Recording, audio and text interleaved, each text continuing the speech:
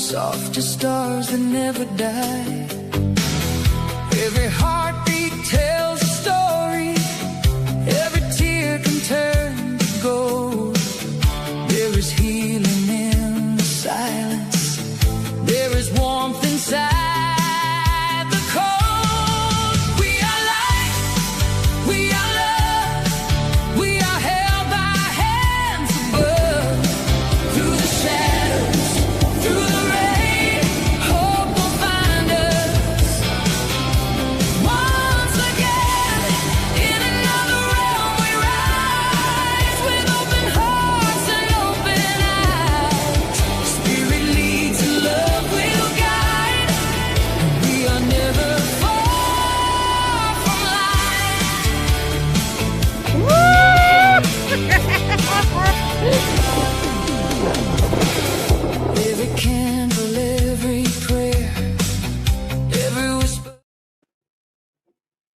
Hi, everybody.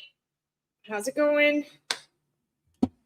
It's hump day. Happy hump day. Happy hump day. Hope you're doing good.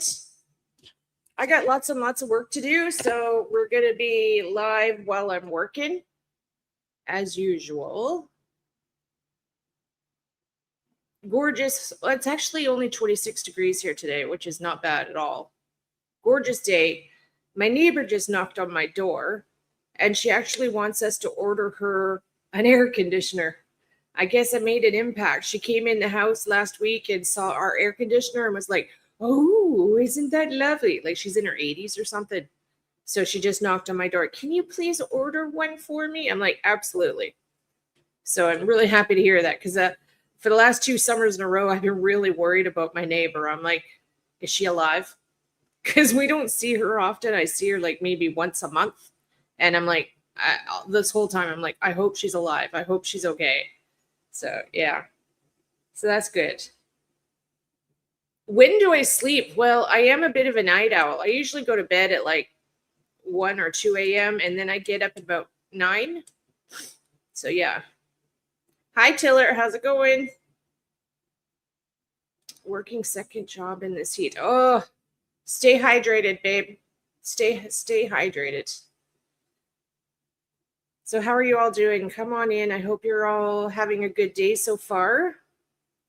Hey, Kim, 107 in Tampa. Oh, my God. Yes, we were up late. That was a crazy EVP session last night. My intention, I started out working on Lynette Hooker with it, and then all of a sudden, towards the end of the EVPs, I'm hearing about my own life from my grandma's. It was amazing. Oh, you just had a storm? Hit the love button. Thank you very much. Hi, Crimson. Hi, honey. Hello, witchy one. Yeah, it's windy here, which is a bit concerning. It's wildfires seem to be popping up all over the place right now. So that's a little bit worrisome. Anyways, let's get on with it. We're going to cover multiple topics of true crime today. Just whatever I feel like watching, because I got a lot of work to do. So we're going to do like what we did yesterday. We're going to watch some stuff and listen and whatnot. Ashley Bamfield, I love you. I love Ashley Bamfield so much. Please go and send her some love. I recorded a little clip. Let me see if I can pull it up from my computer or from my phone. Give me a second. It's so high tech, doing shit from computer to phone to videos. Yeah, I want videos.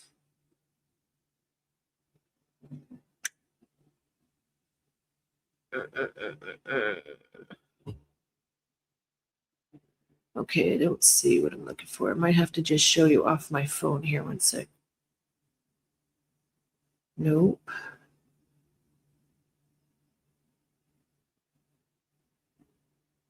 Okay, never mind. I will just show you something off my phone. I just recorded a quick clip because I freaking proud of myself. Where is it? All right, so I just made a little video. I'm going to play it for you. Hopefully you guys will be able to see it. Okay, so this is regarding Lynette Hooker, okay?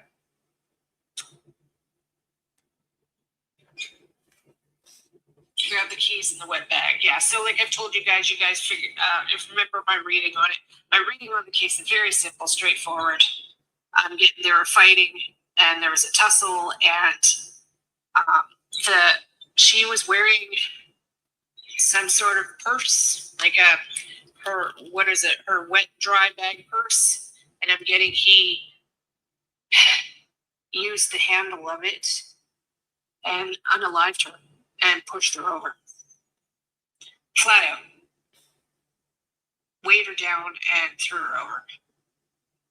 Hopefully the boat has given up tons and tons and tons of evidence. I'm sure it has. Everybody who was truly trying to find Lynette, there was evidence of foul play on board your yacht. Evidence of a fight. And there was evidence that Lynette was dead on board soulmate. Shall we? But you got some splaining to do. And my guess, as a reporter who has covered the crime beat for decades and more trials than I can count, murder trials, my guess is that an indictment is imminent because this evidence is game changing. My guess is that they're crossing the T's and dotting the I's, and your days are numbered. I hope you enjoyed last autumn because I don't think you're going to see this autumn. Here's my other guess, is that this is just the tip of the iceberg on the evidence that they have. This evidence to me is big enough. It throws everything into question, all of the lies. But what about those people who were lied to first, right? The Hopetown volunteer fire and rescue people, Jim Todd, who welcomed Brian on board, helped him on board, rescuing him from his horrible night adrift, and going to help find his wife. That was just the beginning of the commitment that was made to helping this liar. The resources, the personnel, the expertise, the time, the heart, the commitment, the love, the energy, the community, all of it showing up to help find his wife. Poor Brian, they thought. We got to help this guy. We got to find this woman. They searched and they searched and they searched, and he went out and helped them point out the place where he said it happened. And it didn't. It didn't. Mm-hmm. This isn't just a guess, folks. This is real. This is what Lynette's mom has been told by the authorities, by the people who know, by the people who have now been investigating this murder that they suspect, right? We brought you that a couple of weeks ago, that it is officially a murder investigation. Yeah, those folks have been at it for 94 days. I'm recording this on July 7th. 94 days. Wow. Listen to me. Wow. Wow. She had a pink weight belt, and the investigators don't have it. The BCD, her buoyancy compensation device, that's also potentially weighted, and it's got little pink, edges on it. We've seen that in pictures. Be interesting to find out if that's missing as well. It will be interesting to find out if where the data shows this dinghy was circling around as though the anchor had been dropped and it was like swinging around looking for the deepest part, perhaps, and then another spot. It will be interesting to find out if there is a body down there, if Lynette Hooker is down there, what's keeping her down there? What kind of weight was used to keep her down there? Because you don't bounce off maybe wearing your weight belt, or maybe being tied to a spare engine, or perhaps wearing your BCD. That's not what his story told us, right? We knew that was bullshit, but that can't happen. One other Absolutely thing wild, we eh? need to talk about, and this is big, one other thing. I know. So thank you very much, Ashley. It turns out I was correct so far. Wow. I'm flat out still getting that he strangled her on that boat.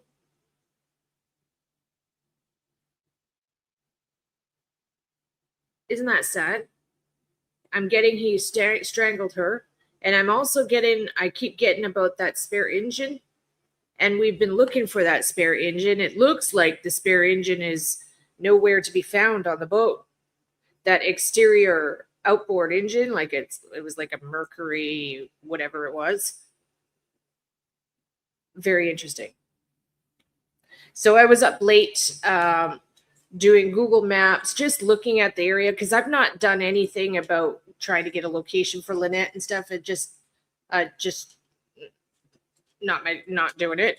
But last night was the first night I was like, okay, let's just get an idea of the area, because I know nothing about the place. And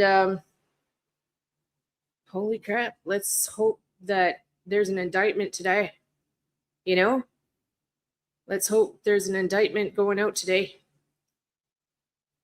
For them to announce to Lynette's mom that Lynette was killed on that boat, then they had to have found decomp DNA something, right? In a way, it's a blessing that our bodies release that. It's our last line of almost like justice for ourselves, really, that our bodies will do that for us. Yeah. Okay, so let me look on Google. Let's YouTube. Let's see what's going on today. We might watch that whole video of Ashley's. Yeah, let's do that. Okay, so we'll go to Ashley.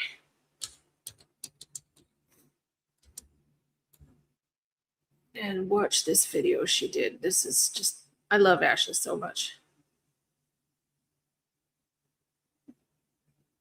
Okay, videos. All right, here we are. So we'll start with this one.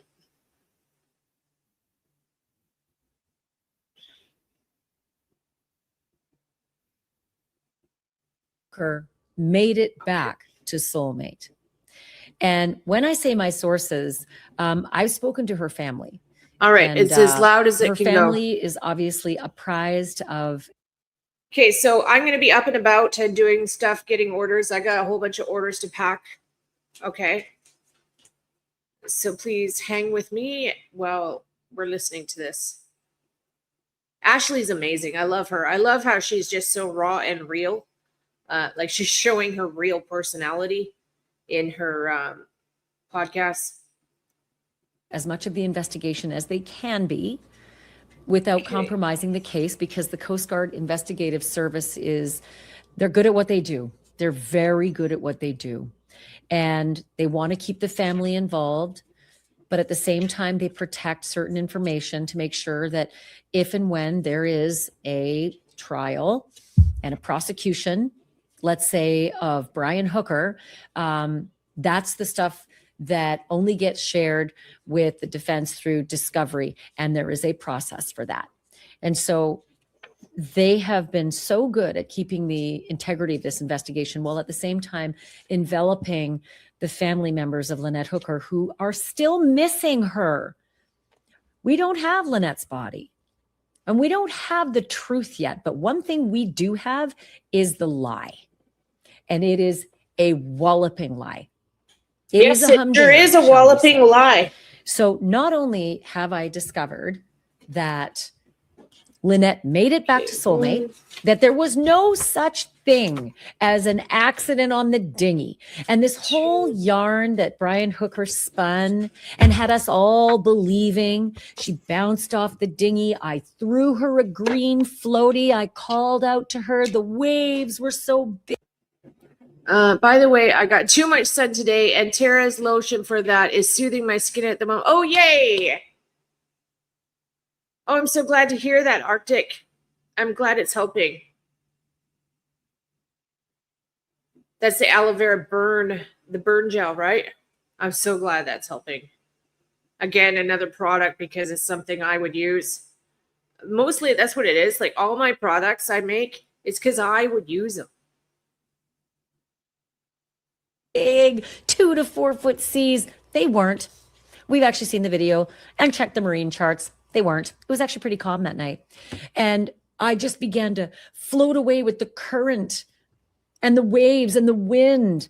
And I got separated from her, and there she went, and I never saw her again. And I floated all the way to Marsh Harbor, 4 miles. All of it is a lie. That didn't happen. That bullshit story did not happen. No, instead, when Lynette and Brian Hooker left the Abaco Inn, somewhere between 7 and 7:30, they made it to Soulmate. Come on, And the computer. evidence shows that Lynette was on board Soulmate. The evidence also shows something very significant, and that is that there was a fight and evidence of foul play on board Soulmate, not the dinghy, Soulmate, the boat that they'd been on together as a married couple for the last 4 years. I can't get past the idea that it's called Soulmate, right? Because Right? What a good if Lynette was really Brian's soulmate, then why the massive lie that was told to all of us, everybody, starting with the Hopetown Fire and Rescue, the volunteer brigade, Hopetown Volunteer Fire and Rescue were the first people to hold his hand and bring him on board the rescue boat after he'd been marooned at Marsh Harbor overnight. Bullshit. It was all a lie. It was all a lie. He wasn't marooned and floating over to Marsh Harbor. Not the way he said it. You tell him, Ashley. You tell him, girlfriend. It was definitely all a lie. And you're going to be getting an indictment soon. As she would probably say it. Let's emphasize the soon.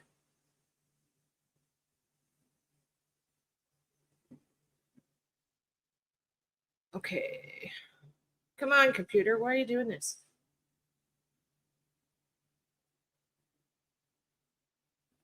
Do you ever have it sometimes where for some reason printers are a pain in the ass?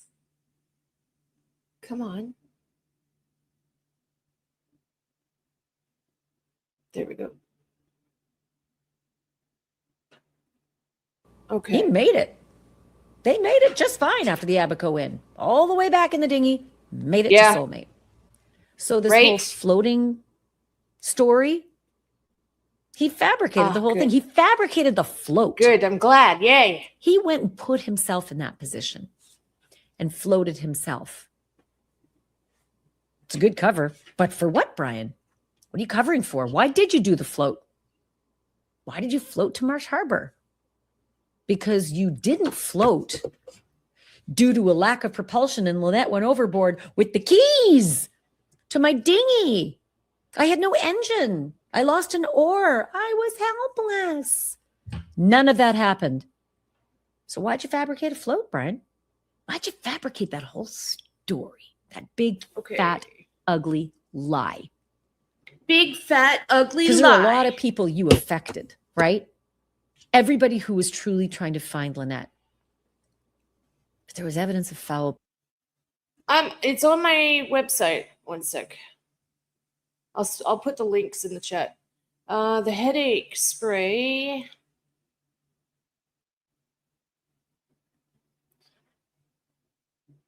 Here is the link to the headache spray. And then my pain balm. Where is it? Here. Wow, I only have one left. Snag it up. And this is for the pain balm here. Okay. And I also have it set that if you buy 3 of the linen sprays I made yesterday, you get, instead of it being $60, you get it for like 55. It automatically will take $5 off. Okay, so let's keep going. Play on board your yacht. Evidence of a fight. And there was Evidence of a fight. that Lynette was dead on board Soulmate. Wow. So let's start from there, shall we? Because you got some splaining to do. And my Yeah, guess, Brian, you're done. as a reporter who has covered You're the done, crime Brian beat Hooker. for decades and more trials than I can count, murder trials. Okay. My guess is that an indictment is imminent because this evidence is game changing. My guess is that they're crossing the T's and dotting the I's, and your days are numbered. I hope you enjoyed last autumn because I don't think you're going to see this autumn. Here's my other guess, is that this is just the tip of the iceberg on the evidence that they have. Because this evidence to me is big enough. Throws everything into question, all of the lies. But what about those people who were lied to first, right? The Hopetown volunteer fire and rescue people, Jim Todd, who welcomed Brian on board, helped him on board, rescuing him from his horrible night adrift and going to. Well, a recap of my reading on the case is very, very just straightforward. I'm getting there was serious abuse from Brian. I'm getting alcohol problems. I'm getting there was a huge fight and he murdered her on the big boat, on the soulmate boat, possibly strangled her with the handles of her dry bike. That's what I'm getting. In like rage, they were fighting like massive fits of. I actually got the words ferocious rage, and I'm getting that he has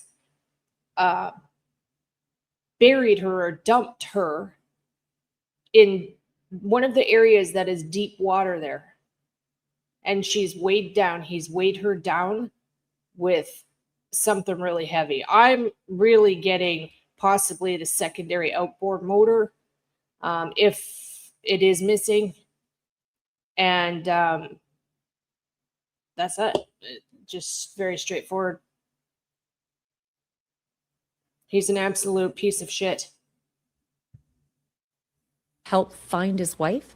That was just the beginning of the commitment that was made to helping this liar. The resources, the personnel, the expertise, the time, the heart, the commitment, the love, the energy, the community, all of it showing up to help find his wife. Poor Brian, they thought. We got to help this guy. We got to find this woman. Yeah, poor Brian. And they searched and they searched and they You're searched. welcome. And he went out and helped them point out the place where he said it happened. And it didn't. It didn't happen. So I was right. This isn't just a guess, folks. This is real.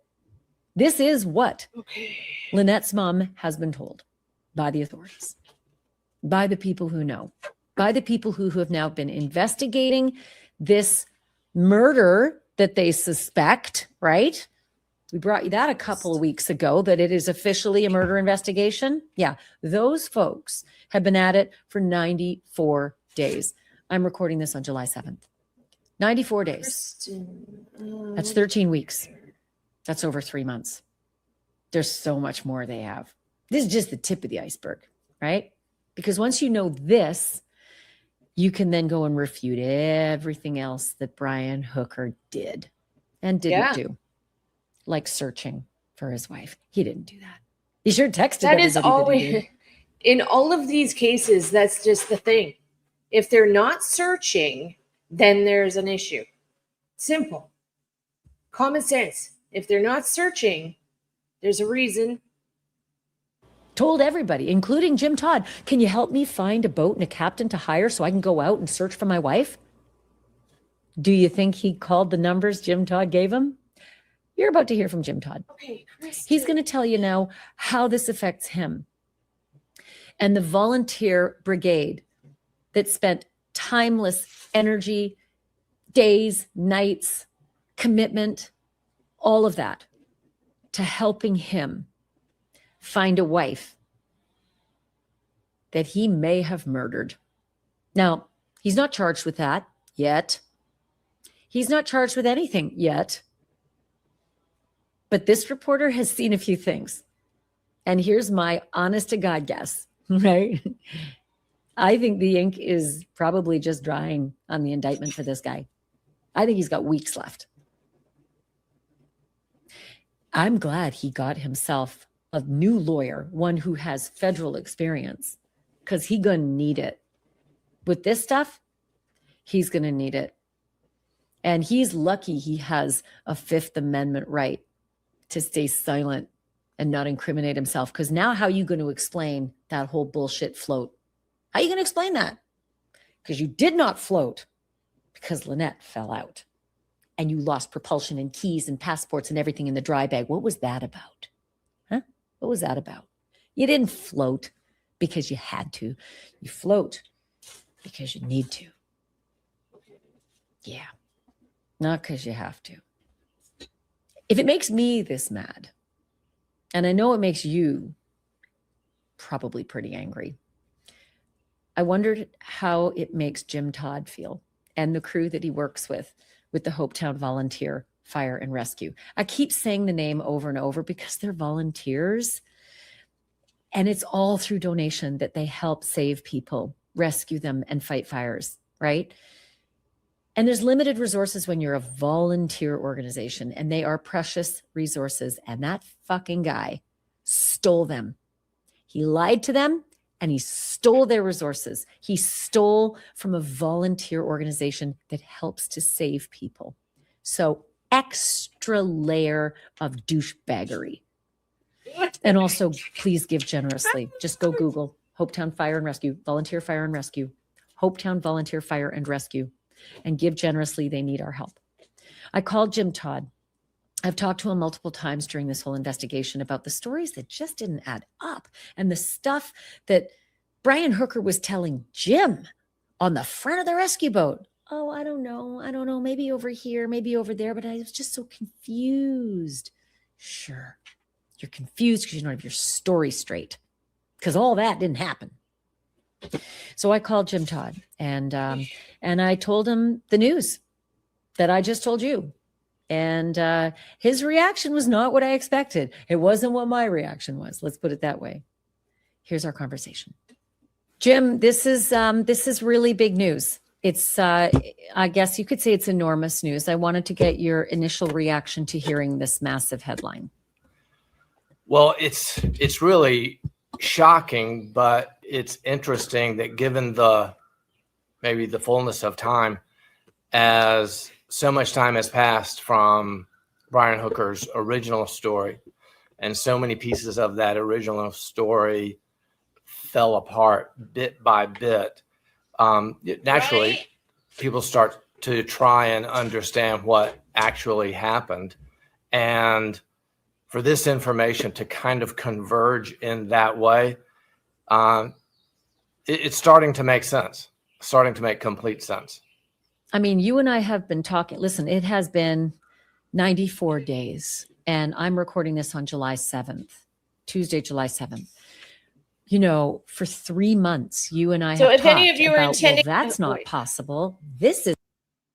If any of you are intending to put an order through, oh, you just did. Okay, thank you so much, Renee. Do it now, please, because I'm shipping them out today. So thank you very much. Thank you, Renee. Isn't possible. Those things aren't possible, all related to his stories. And now, you know, effectively, we were right. It wasn't possible. Lynette did not go out over the back of the dinghy. And I guess we all knew it in our gut, but to hear that it's definitive, it must invoke a certain kind of emotion, or maybe many. Yeah, it's a lot of emotions. Certainly the first one is relief at crossing this milestone. A sense of maybe even calm coming, because with the passage of time, in a certain way, anxiety increases slightly, or your emotions are on a roller coaster. You know, you can only imagine what Lynette's family has been going through. And so to hear this news, it is a relief and a calming of, okay, we're on a track to finding justice, to identifying what happened, and making progress in the case, versus when it's quiet and nothing's going on, it feels like, at least as part of the public, it's like treading water. It's treading water, and it's frustrating. You're so much more gracious than I am. And you have been since the get-go. I'm shocked that you're not angry and resentful of what that man did to you personally. He had you up on the top of that fire and rescue boat with other fire and rescue members, other Bahamian police officers, and just wound you all up. And I mean, that's why I get angry, I get frustrated, and I say, you've got a lot of grace, but beneath that grace, there must be some frustration. The first part, there's less frustration than you think, because myself, my wife, who was also on Hopetown Volunteer Fire and Rescue, my other colleagues, when we get a call to do something, whether it was this search call or go to a medical emergency, sometimes when you get to the location, it's not what you thought. It's not as severe as it's thought. So I don't want to be too cavalier to say, well, it's what we signed up for, but it is what we've signed up for. And so when the call came that Sunday morning to go to work, people just go to work. And just like always, the communication method went across fire and rescue, and people responded as they could. And over the weeks, it's been amazing for me to reflect on how effective the search was in that first 12 hours and 36 hours. We had covered so much ground. And then beyond that time frame, we've done a lot more searching. So it's not so much if this case turns out to be what it appears to be. I don't have any control over what Brian Hooker did. And any way that we were misled was the action of him. We just did our job the best that we knew how to do. And then with the passage of time and more elements of the story coming out, and it became crystal clear that was impossible. It was interesting that even I might say the old salts on the island, the crusty guys who might be more likely to give the benefit of the doubt, or might be more likely to say it's a big old world out there, you don't know what might happen. Even those guys had no illusions of what the lack of reality and what the original story was, and kind of the sentence, don't know how he did it, but he did it. Well, I'll second that, because when I was there and when I met you, we were hard pressed to find anyone who believed that story. I think we might have come across one person who thought, well, you never know. And I sensed right away what kind of person that was. But everyone else, with just a modicum of reasonable, nature, all had a feeling that something was rotten in Denmark, and now it's proven. Now our sources are telling us that, it was all a lie. Every bit of it was a lie. This is where it happened. She was floating. I threw the floaty. I called out to her. I couldn't hear, but then she could hear, or he could hear her. I mean, there was all sorts of iterations of his story, and it could have happened there or there or there, and I'm not so sure. But all of it amounts to just an extraordinary lie about what is being investigated as a murder. Right. And, it's interesting that so many people had to come to bear to unravel. You guys all okay? You're all okay? Checking in on you. Each little piece of the story, because one little corner of the story unraveling wasn't enough. But as each person who had some evidence stepped forward and spoke to the Bahamian police and spoke to the U.S. Coast Guard investigative services, then all of the multiple pieces unraveled, ultimately unraveled. So the story, if our understanding that you now have today bears out, it's really shocking, and it's done, it seems to me. I mean, I certainly feel that way. I mean, my spidey senses after doing this job for so long is that an indictment is imminent. But I want to just reread some of the texts that he sent you during this whole big, fat, ugly lie, winding you up the day of, winding you up for days afterwards. Captain Jim, and of course, you and I both talked about this. He calls you Captain Jim, I think, just because you helped him on board, even though you weren't captaining the vessel. Captain Jim, I'm so sorry it's so late and there is no need to reply until tomorrow. I made a little picture that has my route to the Marsh Harbor Boat Works. I had a paddle and I purposely tried to steer for that because I knew that Matt Lowe's Key is a private resort under construction. Did we check there? And Sugarloaf Key. Lynette just needed to find land, and the most she may have floated. Thank you very much for your order. Renee, thank you for your order, hon. I got it. There, but almost certainly there's nobody on the Key on Easter weekend until maybe tomorrow. It sort of fits with the flood tide till midnight and the ebb tide after, along with that terrible east wind. Thanks again, and I appreciate you. I'll be off the boat in the morning with some family and away from Wi-Fi, so may not be able to get back to you right away, but I will as soon as I get Wi-Fi. I just didn't want to go to sleep and forget this. Yes, it was quite a wound up tale. I was thinking just a few days ago that myself personally and my wife searching with me and Cindy, again, who's also Hopetown Volunteer Fire and Rescue. Please, everybody, give generously. Yes, and both of my daughters, who are adults, went out on that Sunday morning, that following Tuesday morning, and then multiple days later. And between all of us, just us, then there were many more people, but just us, we easily have over, probably 150 hours of searching. And the areas that Cindy and I took on as a responsibility, or took on as our area, was really quite remote and quite difficult to get to. And between us and many others, right away, there were people out in boats. There were people out in all-terrain vehicles. There were people out on foot. There have been people out on multiple small boats, kayaks, walking the beaches.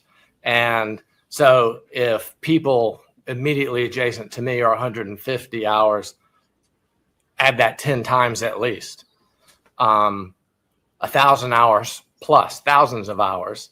And I don't think Brian Hooker searched 1 hour. And that contrast is stark. But even having said that, I'm not bitter, because he may have taken extreme actions that normal people don't take. And all the rest of us, my colleagues on fire and rescue, other people in the Bahamas, other people who have visited the Bahamas and just care and love this area of the Abacos, all of them have poured their heart and soul into trying to get to the reality of what happened, finding Lynette, finding her remains once it became obvious that that would be the case.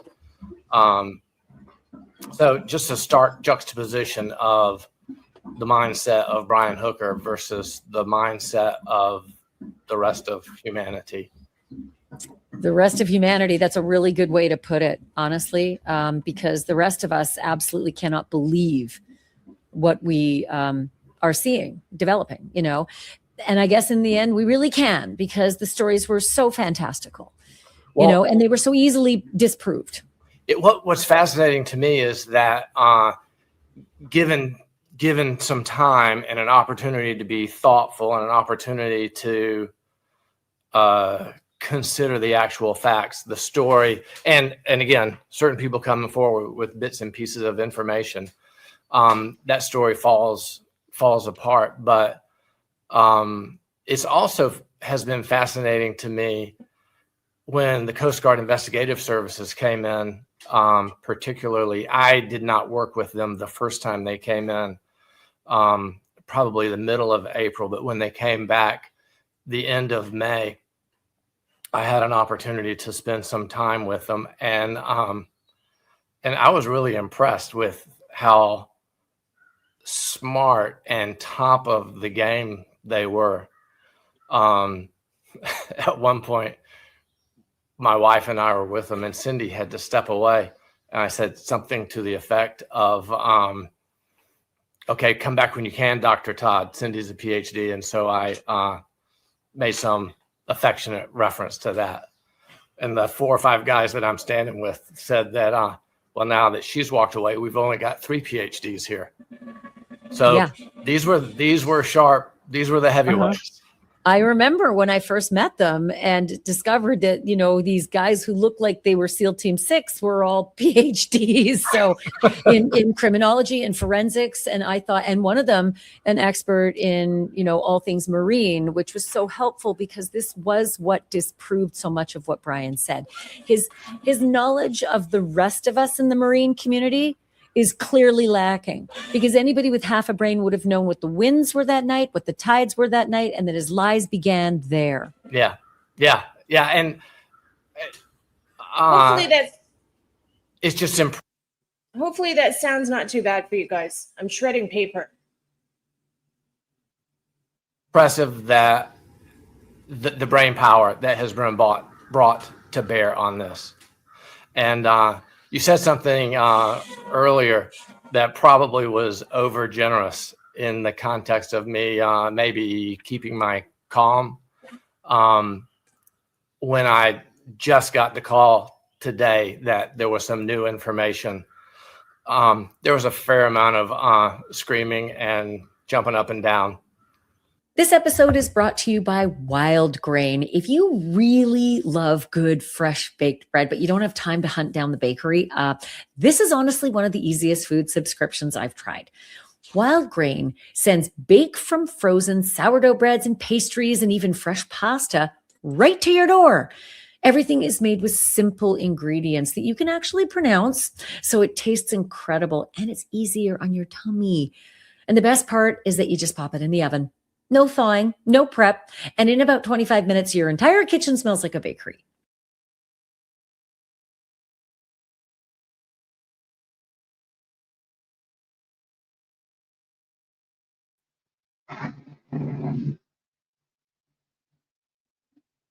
What the fuck?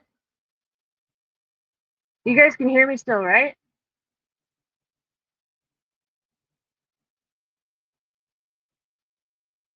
That was weird. Can you hear me still? It said my microphone, unable to access your microphone.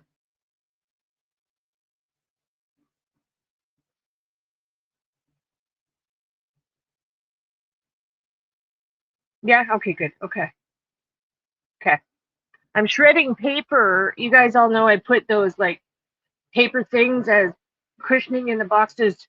I'm shredding paper because it's actually cheaper to use my shredded paper than it is to order a case of that scrunchy paper.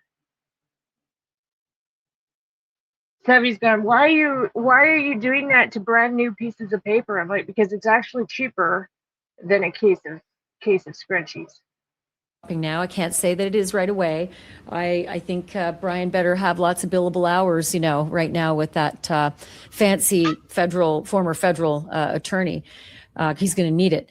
I do want to ask you a little bit more about the text messages that he sent you, Sure. Because they continued. I mean, he strung you and Cindy and anybody else in Hopetown Volunteer Fire and Rescue. Please give generously.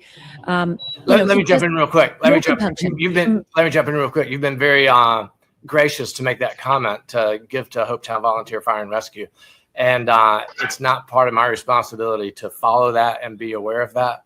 But I did ask the people who are responsible for that. And they have said that, yeah, actually Banfield's people have been making contributions. And so thank you to you, but to the people who watch your show, we appreciate it. It makes a difference because nobody gets paid, and the money only comes from donations, and that money goes to buying gas and doing equipment maintenance and replacement equipment. So you've been very gracious, and I'm sorry that's I interrupted you. wonderful. I'm glad you did, because I had no idea. I haven't followed up to find out it, but Drop Dead Serious folks, thank you so much. Yes, My very God, much. this is just warms my heart. If there's a bright spot in this awfulness, I just know that Darlene would appreciate knowing that the Drop Dead Serious community has come through and will continue to come through. I'll continue to ask for those pledges because he wasted your resources. He took your fuel. He took your people. He took your boats. He took your gas. He took it all for Right. many, many days. Good And point, that's not Ashley. even, taking into account all the civilians who took $7 to $10 a gallon gas and went out in their vessels in Right. in the Sea of Abaco to just look on their own. Nathan, who went out daily searching the beaches, crossing the Sea of Abaco in a very, very low horsepower boat. It really is special to know that this community watching right now is coming through. Again, Mhm. Hopetown Volunteer Fire and Rescue. If you Google it, you'll see Okay. them. Please give if you can, even just a little bit. It really makes a huge difference. Okay, back to this text messaging. 'Cause, Crimson, I'm when doing I your see them box. again now, knowing definitively, I always felt it in my heart that he was a big fat liar, but knowing it now and reading these, hello, Captain Jim. This is Brian Hooker. I finally got WhatsApp running and I just got off the phone with one of our kids and she begged me for an update.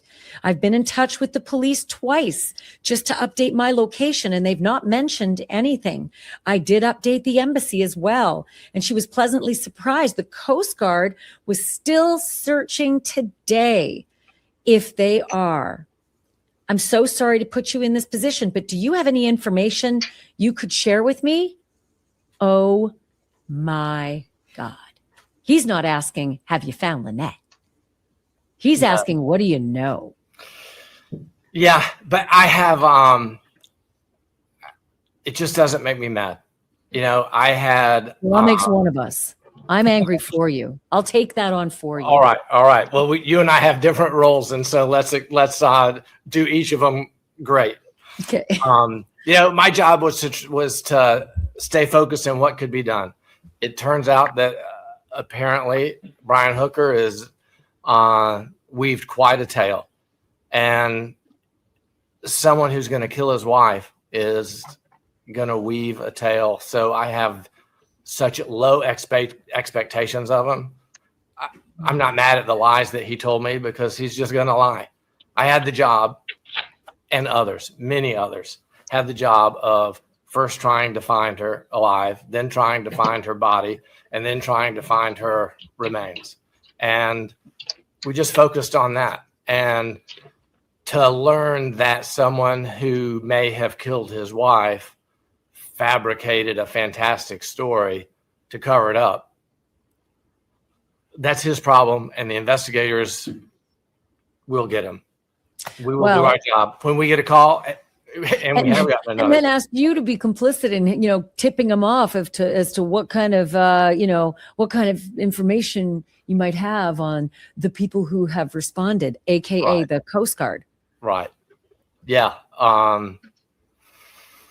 Dirtball. I'll say it. I know you won't, but absolute dirtball. What a classy guy. Yeah.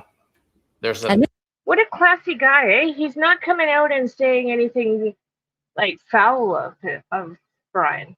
But yeah, right there you go, Donna. What a gentleman. Yeah. Hi, Rebecca.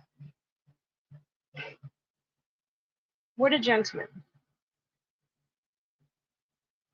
this is before, by the way, this is before we can definitively say he's a killer. I don't know that. That's for a jury to decide if he Right. gets indicted. He hasn't been charged with anything yet. I will always add that because I know it's coming. But, this is someone who now we know is just a filthy, awful liar about something that is just so precious to some. Her family was holding out hope that the words he was spewing might have actually been true and that they might actually have a chance of finding her. Here's another one, Jim. This one came to you as well. Sorry, I missed this, Captain. I was walking around town looking for a SIM card and I learned that everything was closed. I just arrived back to the boat. Some of my in-laws have arrived today. Yeah, they never materialized, did they? Boy, oh boy, that's a real. Ooh. But I don't know where they're staying. We haven't been able to connect yet. My sister is coming tomorrow with her husband around 10 a.m., I suppose. I was thinking of hiring someone to take me to Tuluki tomorrow. You gave him numbers, didn't you? Because he wanted to rent a boat to go look for Lynette. You gave him phone numbers, and then you Where followed was up that? with the people whose Tuluki? numbers. I was looking at that last night. You gave him to. We haven't been able to connect yet. My sister is coming tomorrow with her husband around 10 a.m., I suppose. I was thinking of hiring someone to take me to Tuluki tomorrow. Tuluki, okay. We were looking at that spot last night, weren't we? You gave him numbers, didn't you? Because he wanted to rent a boat to go look for Lynette. You gave him phone numbers, and then you followed up with the people whose numbers the belong to. What did they say? The most, I guess, the crystallization of what their reaction was. Well, number one, he didn't contact any of them. Yeah. And number two, I was talking with someone who is part of one of the establishments right where his boat was moored in Marsh Harbor after it had been moved from the site of the incident. He moved it to Marsh Harbor, and having a conversation along the lines of this text message. This is several weeks later, with an individual associated with one of the establishments there, said, wait, that guy just sat on the dock all afternoon, every day, drinking coffee. So that was at least a level of perceived intensity immediately after the incident. And the effort to search, and the things he was telling all sorts of people. I'm getting a boat. I'm out searching. I'm prepping for a boat. Jim, you got some numbers of a captain? Yeah, they never got the call. Yeah, there's more. He goes on to say, I mentioned to Rick today that while I was sitting in the boat last night pondering, it seemed to me that she came off our boat almost directly in line to the north, which would put her a little south of the channel, and that she was attempting to swim to the sailboat. I'm wondering if currents or tides might have carried her all the way south between Lubber's Key and Elbow Key. The only person I know with a boat is a bartender at Snappa's by the Conch Inn. My sailboat's on a mooring ball in front of the Conch Inn until this weather passes, and I can get to the hardware store to rig a switch for the anchor, the windlass, by the helm, so that I can single hand back to the search area, maybe on Thursday or Friday, depending on weather.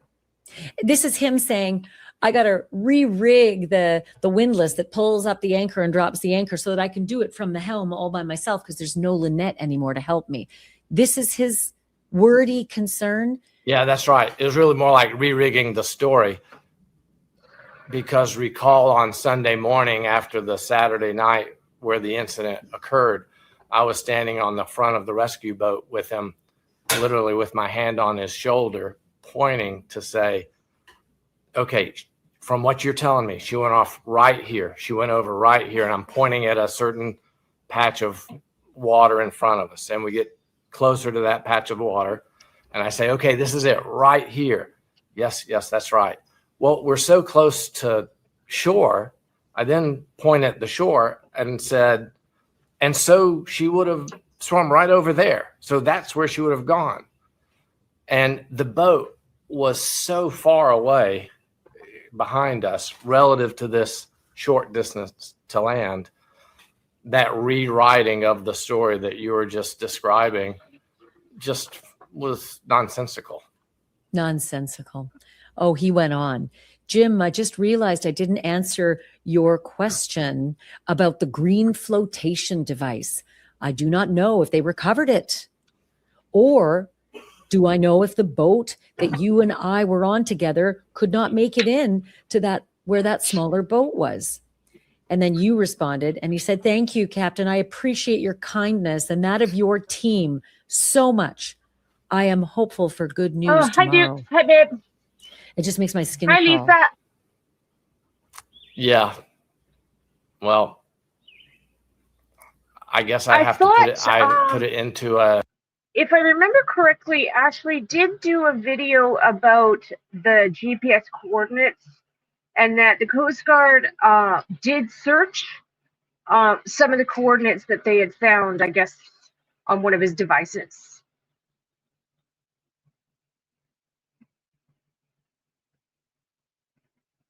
Right.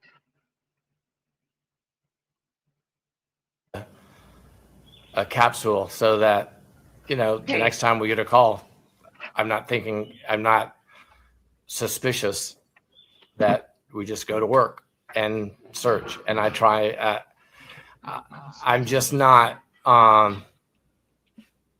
it just doesn't surprise me that somebody who, if someone would kill their wife, they would do this. Spin the yarn, but just the extra. I think it's the extra, Jim. It's the captain, Jim. I appreciate you and your crew so much. It's all the extra. He probably didn't imagine as he was winding everybody up with whatever happened on Soulmate, all the extra accolades and love he was going to have to effusively pour out, knowing that the circumstance was what it was. Remember the green floaty? You photographed it, you saw it, you retrieved it, and you sent him the note saying, "This is the green cushion we saw Sunday morning. Is this the one that you threw?" And so Brian was trying to create his own like alibis almost. Yes. Yesterday, that just get found? Sorry, I meant to ask, did that just get found yesterday, or did they pick it up the day I was out there? Was there a similarly colored dry bag nearby? It might have been slightly brighter.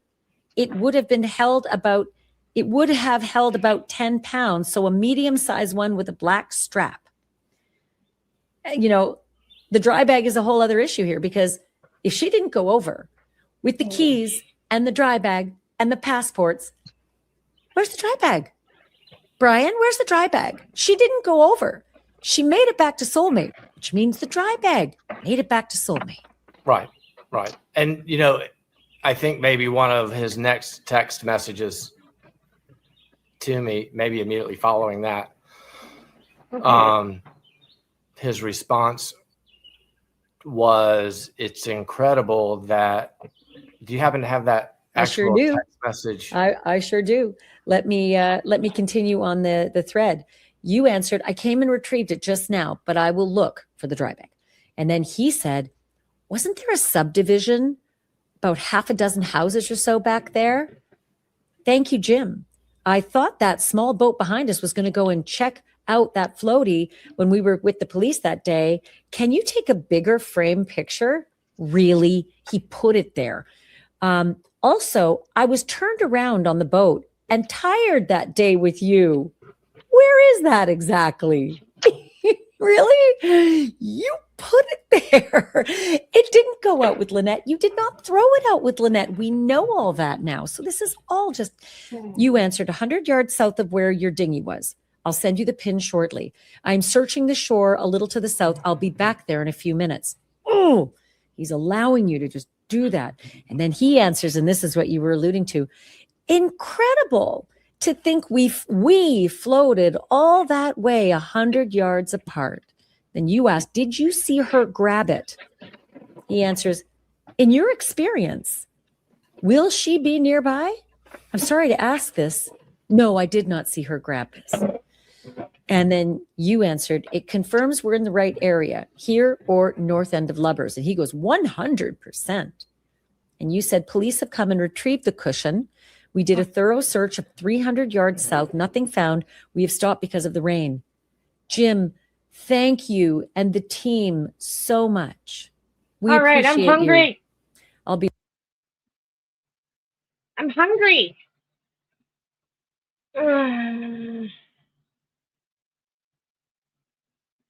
Should I order something or what? I could make a tomato sandwich. I'm absolutely, my favorite sandwich in the world? Tomato sandwich. Tomato sandwich. Okay.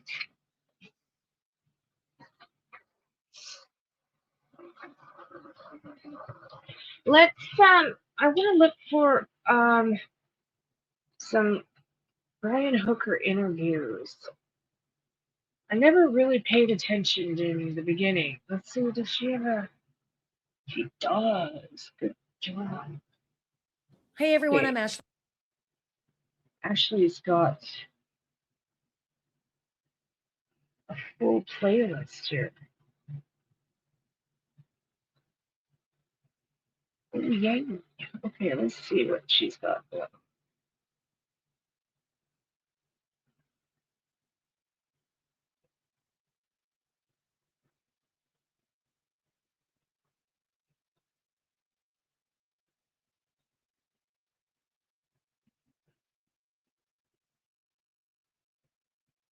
Give me a sec. Okay, I'm going to actually look for...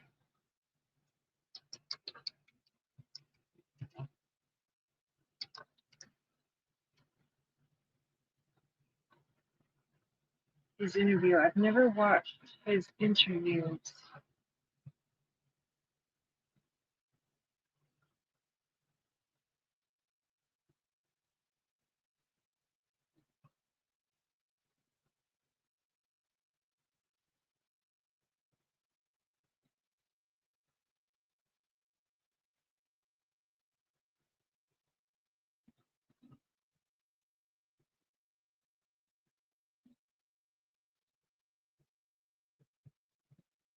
Okay, this is Brian and something. Oh, somebody else is covering it. Give me a sec.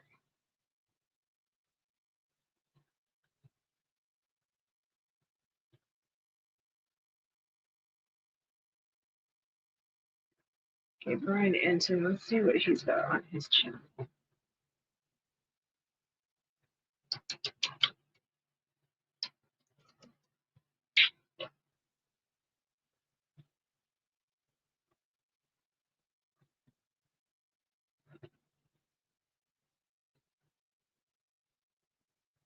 Wow, what a piece of shit. Okay, give me a sec.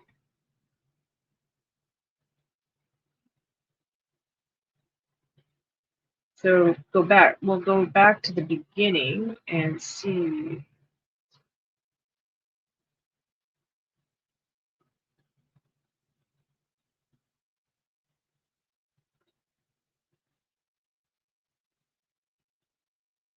Okay, Bahamas mystery. Brian Hooker is out of custody. Weather is actually bad.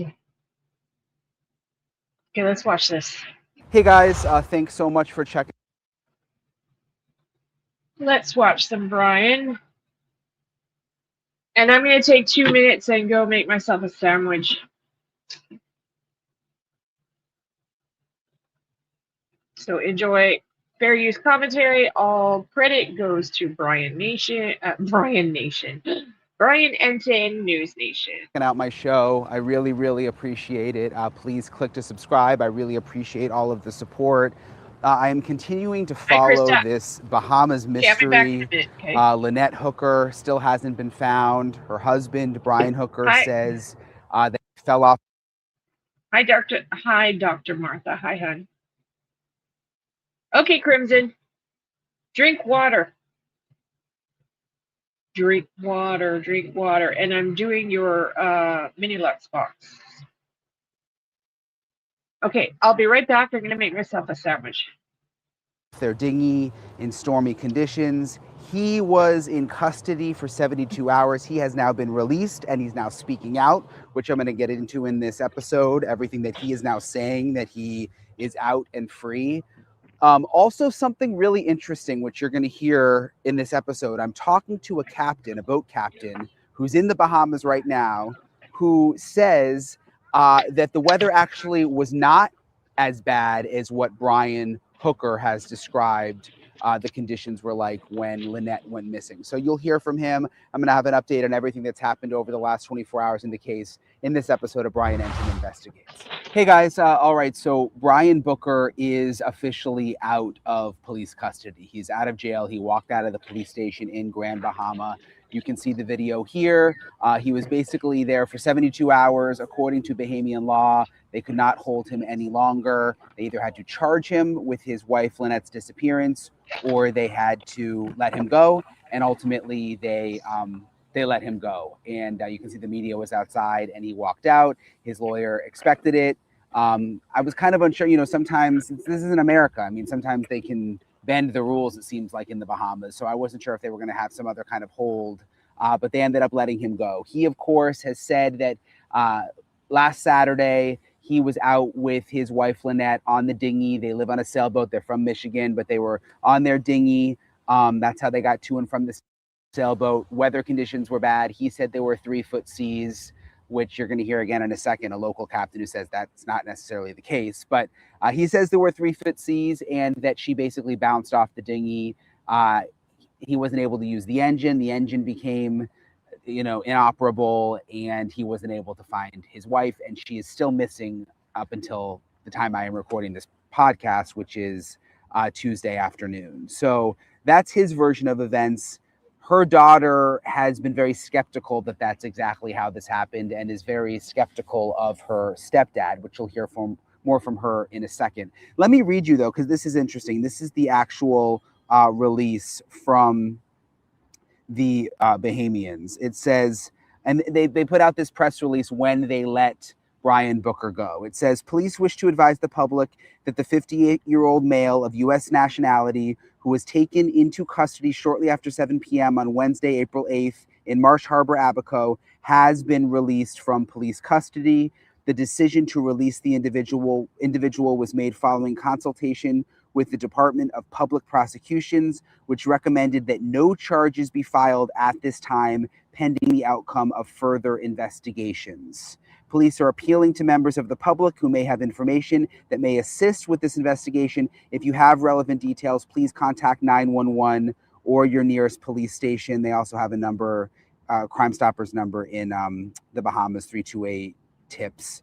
But this is the line that I thought was interesting. I'm going to read it again. The decision to release the individual was made following consultation with the Department of Public Prosecutions, which recommended that no charges be filed at this time pending the outcome of further investigations. So to me, that sounds like this is not over. They had to release him at this time, but they are continuing to investigate. We also know that the U.S. Coast Guard is investigating behind the scenes, which I'll get to in a second. But Brian Hooker did talk to the media when he left. He did an interview with CBS News. He also did an interview with NBC News. This is a little bit of what he said.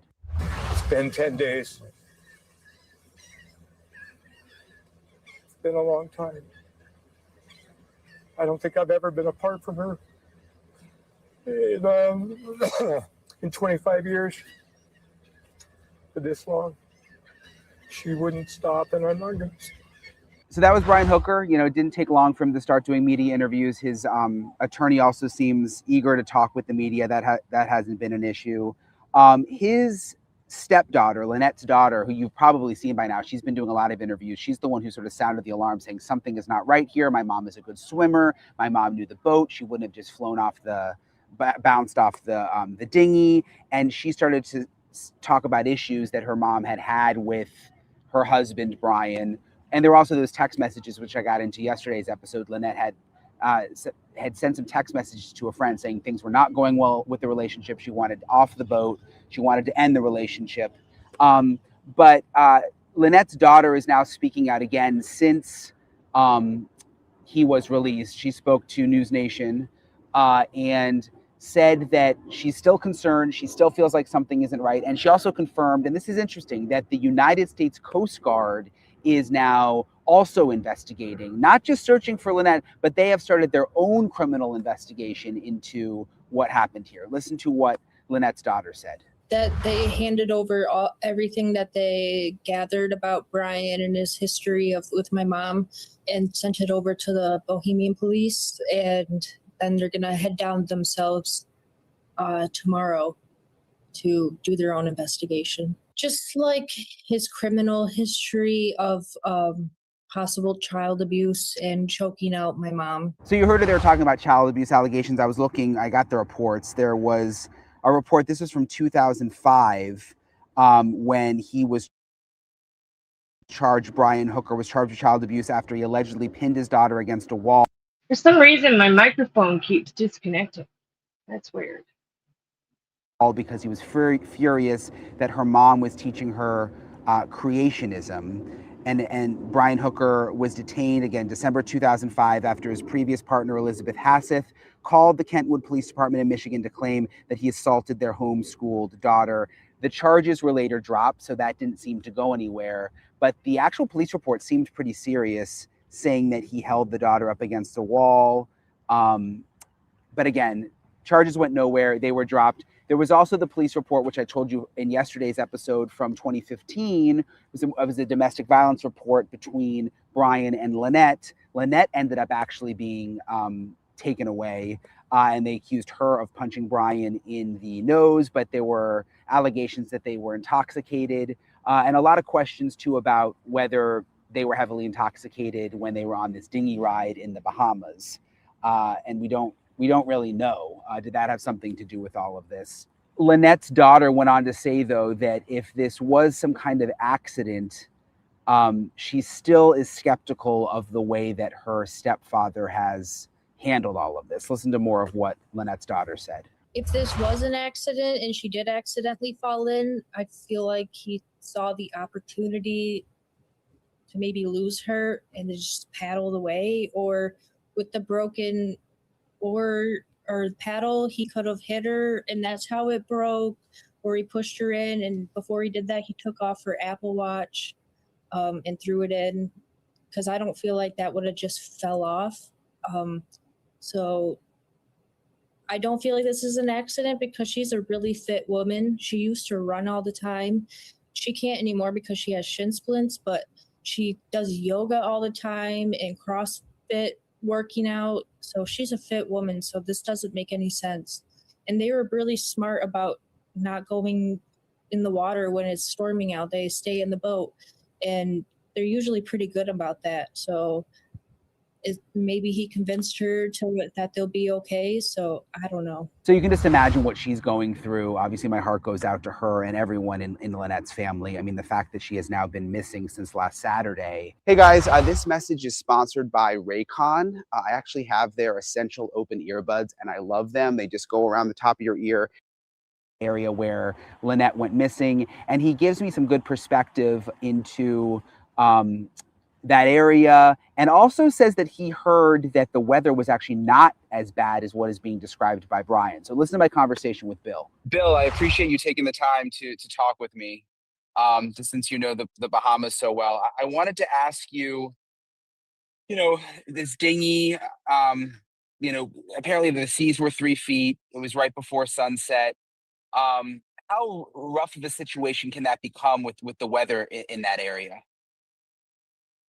Well, the weather that day really wasn't that bad in that area, nor was the currents, because I actually had friends that were anchored right next to that boat, to Brian and Lynette's boat. So they said it wasn't all that bad up there. Now, if you have 3-foot seas and you're in a dinghy, that's bad news, especially an 8-foot dinghy. I have a 10-foot dinghy, and I don't like getting in stuff that's, rougher than, a foot or, maybe even 2 at the tops, because that'll really throw you around. Throw on top of that nighttime when it's dark, it compounds the difficulty of navigating. And I'm not sure if they had lights, but many people drive around here without any. Okay, I'm almost done. I'll be back in a few. Hi, Lena. Lights on their dinghy, so it's difficult to see. But one of the standard things that we do, so when my girlfriend and I go out, we always have a radio with us, so we can always call for help. We always have lights with us when we're traveling, and we have a bag that's on the boat that's ready for if we get caught out in the dark. You got to get back safely, and we make sure that we know where we're going. The area that they're in, they were never really that far from shore in any direction. So that's kind of a weird situation. But 3-foot seas, if it was truly 3-foot seas, that's bad news. You shouldn't be out in that. That's, especially if you've been drinking, that makes it worse. But what you're saying is people say the weather wasn't that bad, that the 3-foot seas, maybe they weren't that high. Yeah, that's the people that I know that were literally anchored the boat right next door to their boat. Said that the weather wasn't that bad and the seas weren't that rough. And the change of tide, if they were out there at that time, they were probably in a slack tide. So it should have been for her an easy swim to shore. If she's that seasoned of a sailor, she should be a good swimmer. And it's not all that deep there. Now, granted, 6 feet deep of water is, you're not walking on the bottom, but there was nowhere that they were more than a mile away from water that could have got down to as low as 1.5 feet, where she could have got to and stood up. So there's several little islands right inside Marsh Harbor there that they could have got to, but it's kind of interesting. I mean, I think if you're going to really examine this, do a dinghy test, drop a dinghy, at the change of tides and see where it drifts to and see. Because, even without the dinghy key, because the dinghies have a kill switch in them, outboard motors, a small boat like that probably didn't have electronic ignition and a steering wheel and whatnot. They probably just had a tiller steer. It was a very small outboard motor. I saw a picture. Yeah. I think it may have even been electric. It wasn't like a normal dinghy motor that I've seen, like an outboard. It was just like this little, very small. I'd never really seen anything like it. Really small. Right. There's a lot of small outboard motors. And the thing about the outboard motors is they don't have a key per se. What they have is a kill switch. And the kill switch it's basically a button, and then you have like a V-shaped prong that goes over it, and it holds it out. And it keeps the engine from cutting off on you. And then that will be tethered to a person in the boat. If that person goes over the side, they pull it, it'll shut the motor down immediately. And the reason why is they don't want you to get run over by your dinghy and get chopped up by the propeller. So it kills the engine. You can start a dinghy, even without that key. You can pull that button out. You can pull the pull cord to start the engine, and you can still drive it even without that key. You'd have to hold that button out. So in an emergency situation, and I've had to do this before. I've had, the dinghy key, came out. I've pulled it out just to test and make sure that the engine started, and it'll work. And you can run a dinghy without that in it, or you can tie a string around it and hold it out. So a little bit weird about that situation. And he rowed across. He went all the way across to the Marsh Harbor, to one of the marinas on the other side. And that's about 4 miles. That is an incredibly long row. In any dinghy, especially if you're in 3-foot seas. That would be a brutal row. So really hard to understand exactly what went on. And the only person that would really know is him, because he was there, and we don't have her yet, so you don't know exactly what happened to her. It's a difficult situation. Like I said, I won't go out. I prefer to not be in the dinghy at night.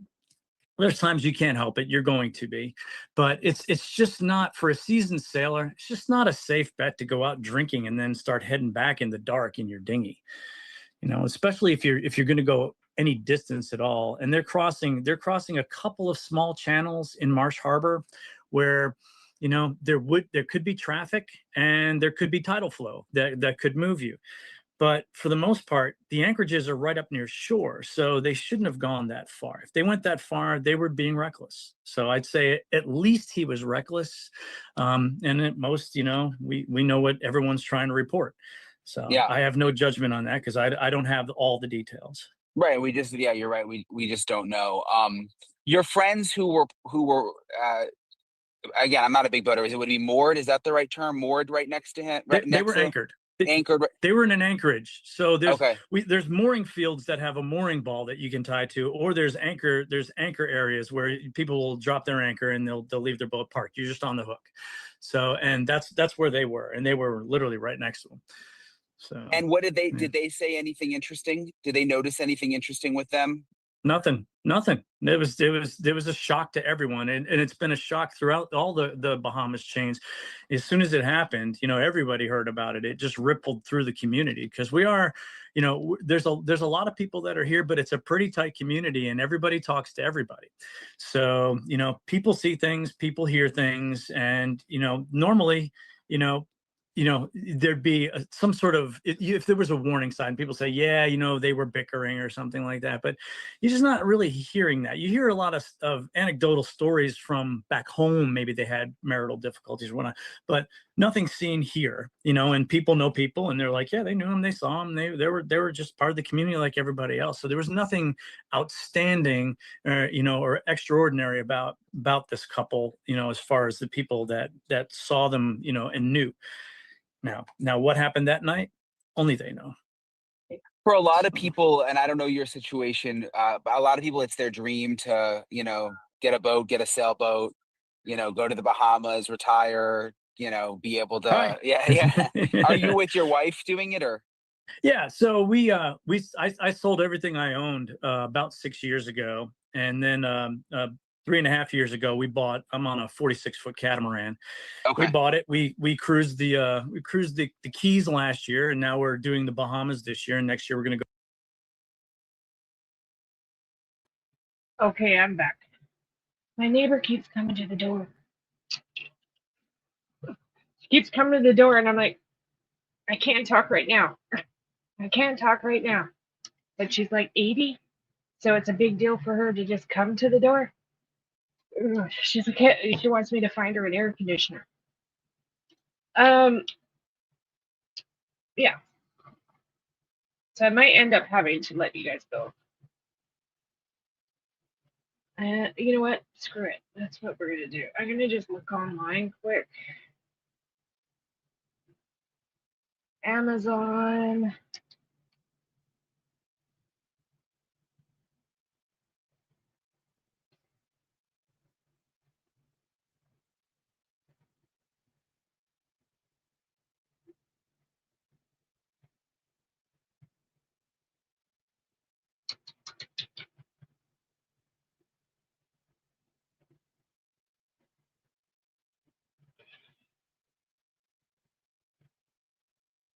Okay. It's supposed to get super hot. So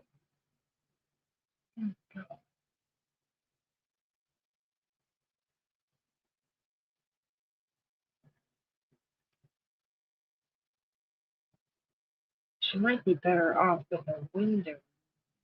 Actually, this one looks pretty good. Portable air conditioner, 12 speeds. Extra large water. Oh, so it's not it's a swamp cooler. Okay, swamp cooler, no thanks. This is the one we have. This, whatever this is called.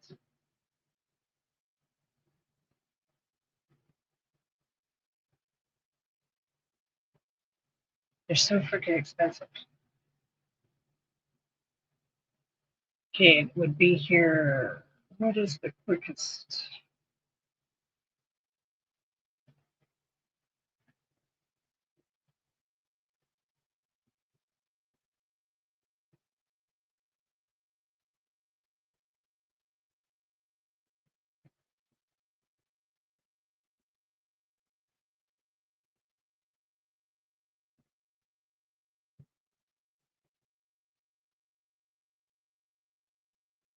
Honestly, I'm glad she's come to me and asked. The last 2 summers in a row, I've been really worried about her. I didn't know if she had an air conditioner or not, but I couldn't hear anything from outside her house. I'm like, I'm not hearing no whirring sound. And I think she's finally caved to the fact that she does need one.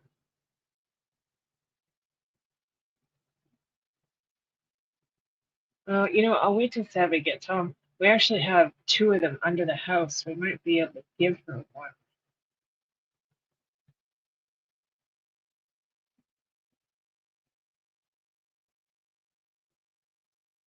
Yeah, I'll wait till Savvy gets home. I'm sure of it. We got at least 2 window units. We can probably give her at least one.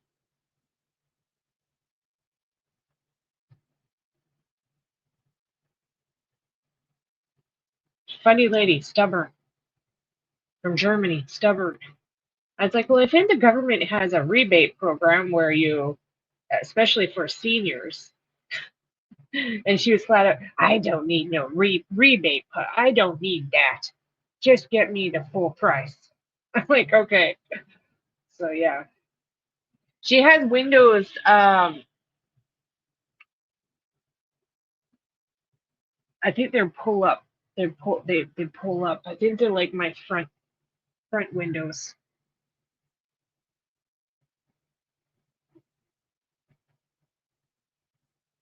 Yeah, funny lady, stubborn lady, funny. I don't need no discount. I'm like, okay, well, the government's got it for you for a reason, but no.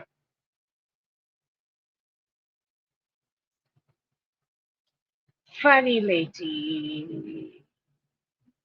Oh, and there's another order. Okay, Renee, I got your order. Thank you. I will reverse the shipping cost on this one as well. Okay. Where are we? I will refund the shipping on this one and just stick it in the box with your other order. Bam. There you go. Okay, thank you very much. Creep that baby out.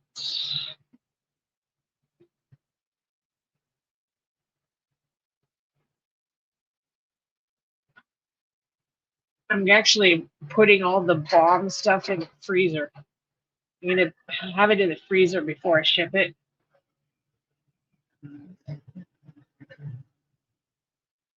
You're welcome, hon. Thank you. Thank you. Thank you. Okay, you know what? So I'm gonna just wrap it up with that. I'm kind of distracted. I can't really do this at this very moment. I might be on later. You guys know that. Like yesterday, went live 4 times. So keep your notifications on, and I might see you later. I want to get this work done quickly. You're sitting here cutting out a $5 coupon for CVS to get. Well, there you go, Tammy. Good for you. Some people are funny, eh? She's like, I don't need that. I'm like, okay, but the government will give you money to buy it. Why would you not? Why would you turn that down? So, all right, peeps, I love you. I will see you later on. I'm gonna get all this work done.